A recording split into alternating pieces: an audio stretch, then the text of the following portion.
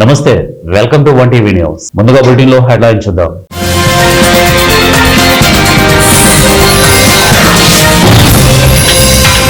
పాక్ను పడగొట్టి భారత్ భారీ విజయం.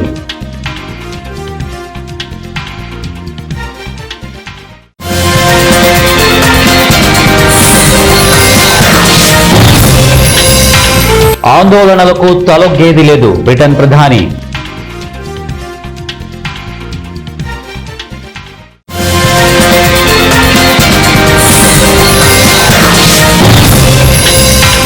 ఆక్వా రైతును ఆదుకోండి, కేంద్ర మంత్రులకు సీఎం చంద్రబాబు విజ్ఞప్తి.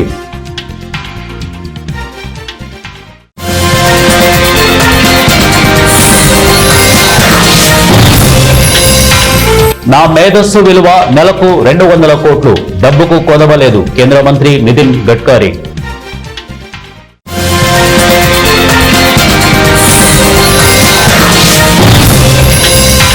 మూడు 3000 ఏళ్ల క్రితం ప్రపంచాన్ని నడిపించాం ఆర్ఎస్ఎస్ చీఫ్ మోహన్ భగవత్.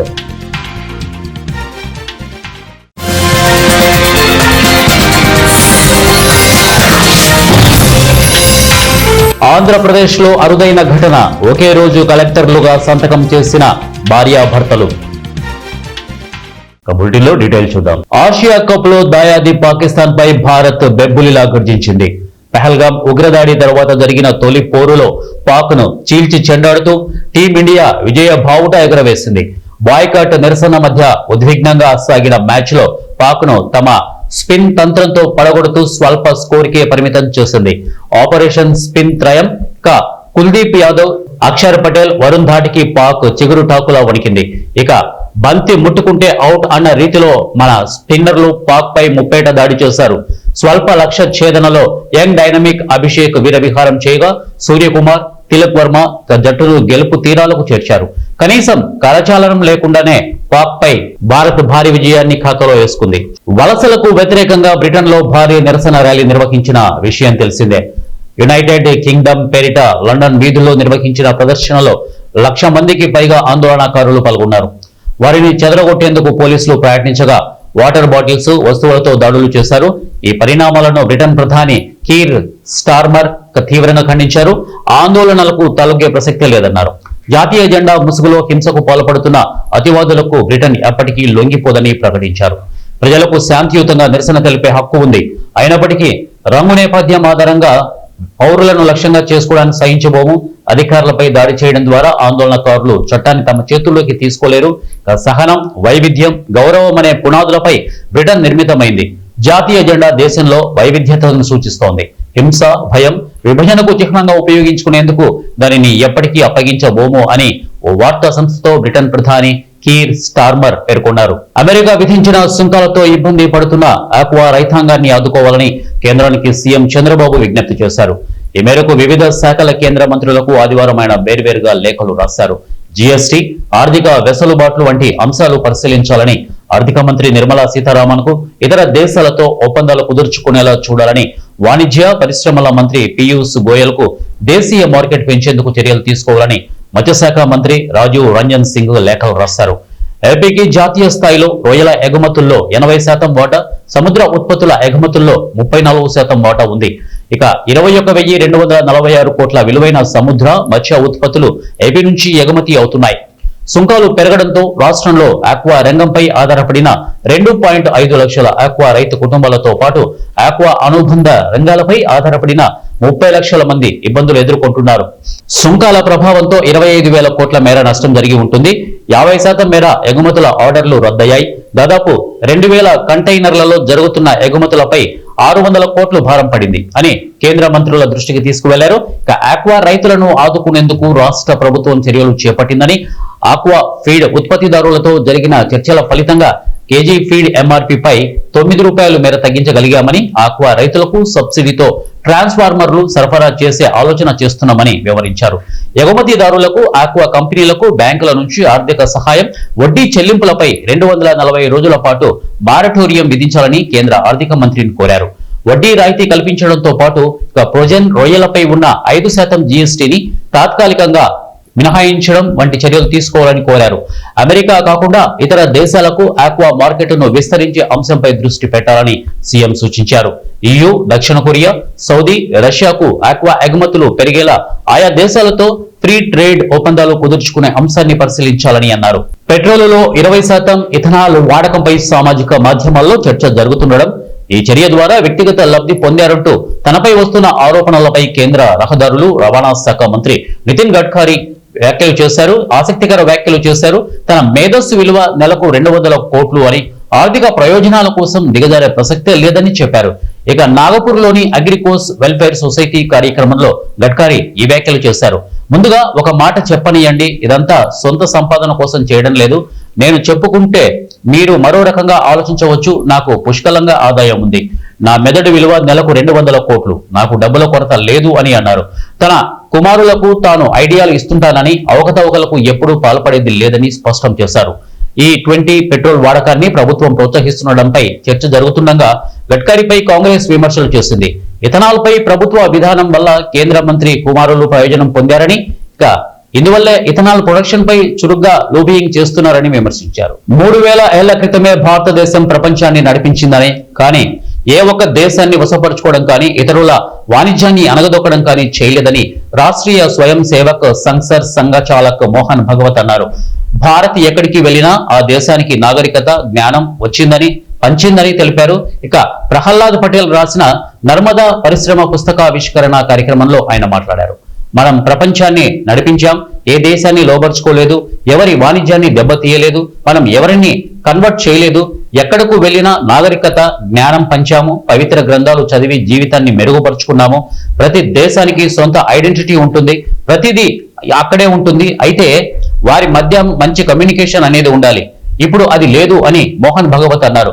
మన పూర్వీకుల దూరదృష్టి, స్వచ్ఛమైన మనోభావాల కారణంగా 3000 ఏళ్ల క్రితం భారతదేశం ఉత్తమ దేశంగా నిలబడిందని అన్నారు.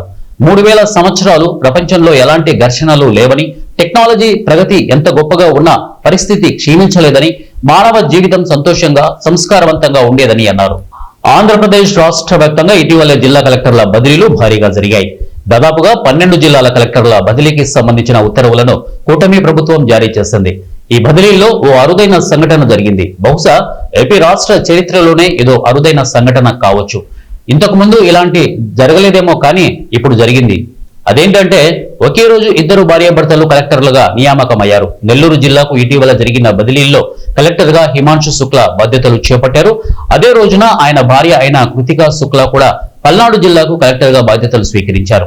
ఒకే రోజు ఇద్దరు కలెక్టర్లుగా బాధ్యత స్వీకరించడం పట్ల వారి కుటుంబ సభ్యులతో పాటు సన్నిహితులు ఆనందాన్ని వ్యక్తం చేస్తున్నారు. 2013 బ్యాచ్ కు చెందిన హిమాంశు శుక్లా, కృతికా శుక్లా ఈ భార్యాభర్తలలో ఒకరు ఉత్తరప్రదేశ్ కు చెందిన వారైతే మరొకరు హర్యానా రాష్ట్రానికి చెందినవారు. నాగర్ కర్నూలు జిల్లా బల్మూరు మండలం అనంతవరం గ్రామ శివార్లోని సర్వే నెంబర్ 3లో గల భూమిని గతంలో సాయిలీలా కొనుగోలు చేశారు. భూమిలో మొక్కలు వేసి సాగు చేస్తున్నారు. భూమిపై సంబంధం లేని ఇద్దరు వ్యక్తులు ట్రాక్టర్ తో పొలంను దున్నారు. ఇక వారిపై బల్మూరు పోలీస్ స్టేషన్ లో కేసు నమోదు చేశారు. అయినా నారాయణ, తిరుపతయ్య అనే ఇద్దరు వ్యక్తులు మరోసారి పంటపై గడ్డి మందు పిచికారీ చేశారు.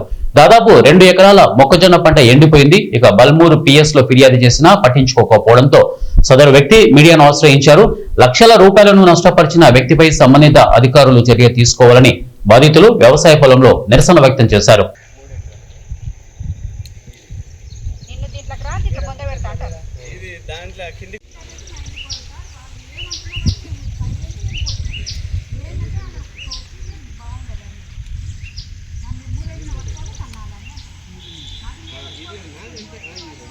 సార్ ఆడికిడికి మొత్తం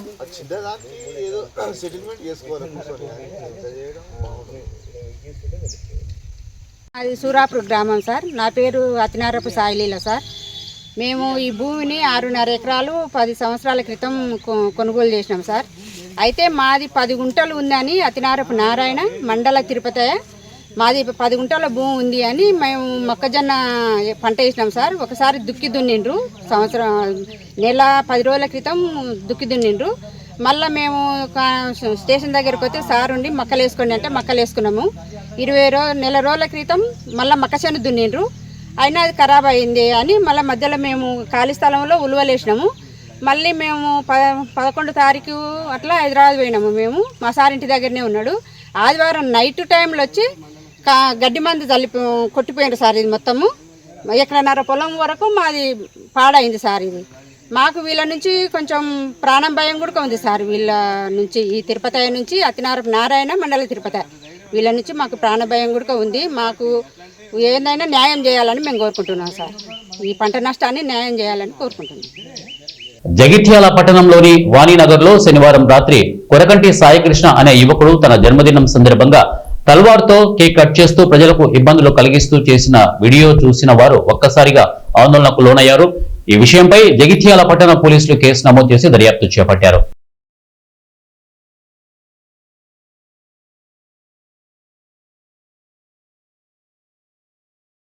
ఏలూరు జిల్లా నూజివీడు మండలం తుక్కులూరు గ్రామ శివారు రామిలేరు వాగులో బడిపాటి నీరజ అనే యువతి కొట్టుకొని పోయింది.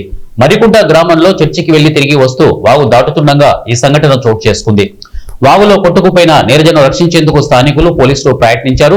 ఆచూకీ కనపడకుండా పోయిన నీరజ నర్సింగ్ పూర్తి చేసినట్లు స్థానికులు పేర్కొంటున్నారు. నీరజ కొట్టుకుపోవడంతో కుటుంబ సభ్యులు గ్రామస్తులు ఆందోళన చెందుతున్నారు. ఇక రాష్ట్ర విపత్తు నిర్వహణ సంస్థ సభ్యులు యువతి ఆచూకీ తెలుసుకునేందుకు వచ్చారు. రాములేరు వాగు వద్ద పరిస్థితిని రాష్ట్ర విపత్తు నిర్వహణ సంస్థ సభ్యులు గమనిస్తున్నారు.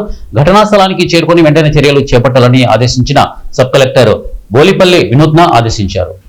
ఈరోజు మధ్యాహ్నం సుమారు 1:10 ఆ టైంలో వాగు సమీపంలో నేను వాగు వస్తుందని చెప్పి చూస్తా ఉండగా అటువైపు నుంచి ఒక యువతి సుమారు 22 ఏళ్ళు 23 ఏళ్ల వయసు గల యువతి పక్కనే ఉన్న మరికొంట గ్రామానికి చర్చికి అని వెళ్ళి తిరిగి వస్తా ఉండగా అక్కడికి దారిలో వచ్చే వాళ్ళు హెచ్చరించిన అమ్మ వాగు వస్తుంది ఒంటరిగా వెళ్ళమాకని చెప్పినా కూడా ఆ యువతి కొంచెం అంటే మనకు తెలిసిన సమాచారం ప్రకారం ఆవిడ ఆరోగ్యరీత్యా ఫిట్స్ లాంటి ప్రాబ్లం కానీ ఇంకోటి కొంచెం మట్టిగా ఉండటం వలన వినిపించుకోకుండా వాగు మధ్యలోంచి నడుచుకుంటూ సగం దూరం వెళ్ళాక కాలు స్లిప్ అయ్యి బొక్కబోర్లా పడి దొర్లి వెళ్ళిపోతూ ఉండగా పక్కనే ఉన్నటువంటి దగ్గరలో ఉన్నటువంటి నేను ఇంకొక యువకుడు ఇద్దరం కలిసి పరిగెత్తుకు వచ్చి చెయ్యి అందుకునే టయానికి నీటి ఉధృతికి డొర్లి అందులో పడింది. అదే టైంలో మేము ఏం చేయాలో తెలియక గబాల్ని నేను ఇంకొక కుర్రోడు కూడా ఇద్దరం కలిసి దూకి రక్షిద్దామనే ఆలోచన దూకాము. అప్పటికే ఆ పిల్ల నీటి ఉధృతికి కొంచెం దూరం కొట్టుకుపోవటం, మేము దూకినటువంటి టైంలో కింద రాళ్ళు అవి ఉండటం వలన మాకు కొద్దిగా స్వల్పంగా గాయాలయ్యి మేము కూడా నీటి ఉధృతికి కొట్టుకుపోదాం అనే టైంలో పెనుగులాడి పక్కనే ఉన్న ఒక రాయి తగిలి రాయిని పట్టుకొని రాయి మీద నుంచి ఉండటం పక్కనే ఉన్నటువంటి ఒక ఇద్దరు యువకులు 2 టవల్స్ అప్పటికప్పుడు ముడివేసి మా ఇద్దరిని రక్షించడం జరిగింది. అదండి జరిగింది.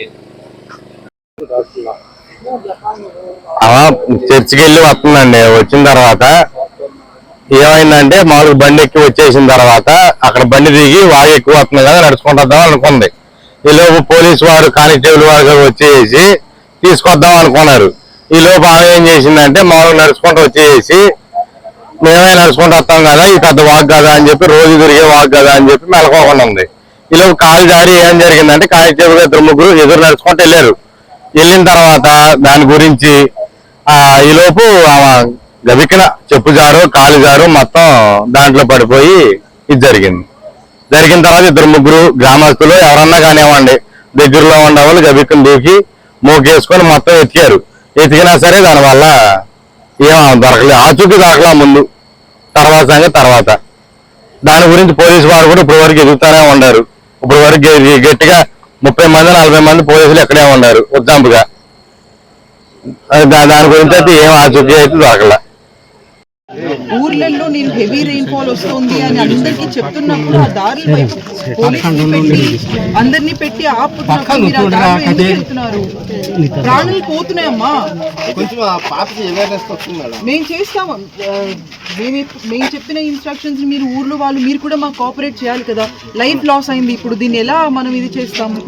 ఎప్పుడైనా రెవెన్యూ డిపార్ట్మెంట్. బులెటిన్ ముగించే ముందు హెడ్లైన్స్ మరొకసారి.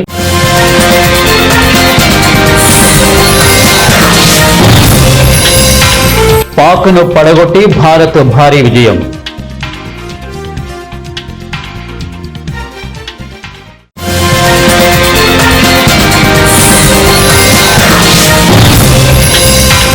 ఆందోళనలకు తలొగ్గేది లేదు బ్రిటన్ ప్రధాని.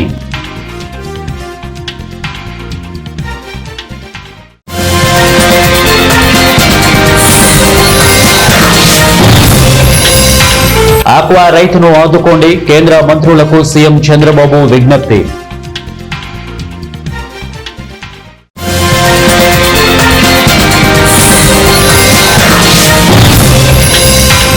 నా మేధస్సు విలువ నెలకు 200 కోట్లు, డబ్బుకు కొదవలేదు కేంద్ర మంత్రి నితిన్ గడ్కరీ.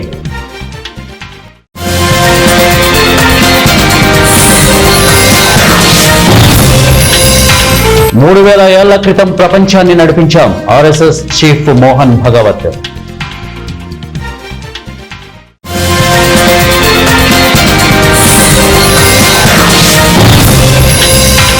ఆంధ్రప్రదేశ్లో అరుదైన ఘటన, ఒకే రోజు కలెక్టర్లుగా సంతకం చేసిన భార్యాభర్తలు. ఇవే బులెటిన్ అప్డేట్స్. నెక్స్ట్ బులెటిన్ లో కలుద్దాం. అంటే దాన్ని కీప్ వాచింగ్ 1 టీవీ న్యూస్, ప్రతిక్షణం ప్రజల పక్షం.